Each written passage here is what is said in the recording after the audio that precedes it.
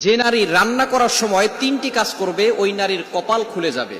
আল্লাহ পাক রব্বুল আলামিন ওই নারীকে সম্পদশালী বানিয়ে দিবেন। আল্লাহ পাক রব্বুল আলামিন ওই নারীর ঘরে বরকত নাজিল করবেন।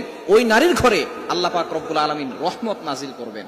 অনেক মা বোনেরা এখন কিন্তু সংসারের ভিতরে সুখ চান, শান্তি চান, ঘরের ভিতরে রহমত চান, বরকত চান।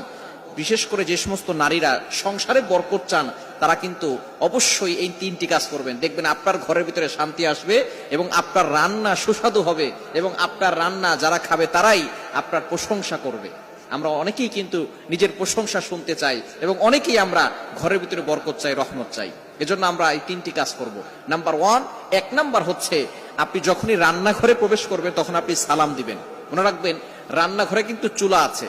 এই চুলা, গ্যাসের চুলা বলেন আর যে চুলাই বলেন, এই চুলা থাকার কারণে যখন আপনি রাতের বেলা সেখানে থাকেন না, এখানে কিন্তু জিন জাতি থাকার সম্ভাবনা আছে। এই জন্য যখনই আপনি রান্নাঘরে ঢুকবেন তখনই সর্বপ্রথম এক নাম্বার কাজ করবেন, সালাম দিবেন, আসসালামু আলাইকুম ওয়া রাহমাতুল্লাহ।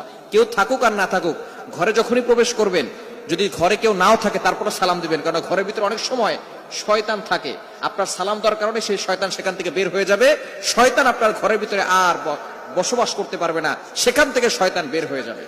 আল্লাহ পাক রব্বুল আলামিন নিজে বলে দিয়েছেন, কোরআন খুলেন, আল্লাহ পাক রব্বুল আলামিন বলছেন 18 নম্বর পারা 17 নম্বর পৃষ্ঠার 13, 14, 15 নম্বর লাইন, সূরাতুন নূরের 61, 61 নম্বর আয়াতে রব্বুল আলামিন বলেন, ফাইদা দাখালতুম বুয়ুতান ফাসাল্লিমু আলা আনফুসিকুম তাহিয়াতাম মিন ইনদিল্লাহি মুবারাকাতান তাইয়্যিবা। যেই ঘরে ঢোকার সময় কোনো ব্যক্তি যদি সালাম দেয়, আল্লাহ পাক রব্বুল আলামিন ওই ঘরের ভিতরে বরকত নাজিল করেন।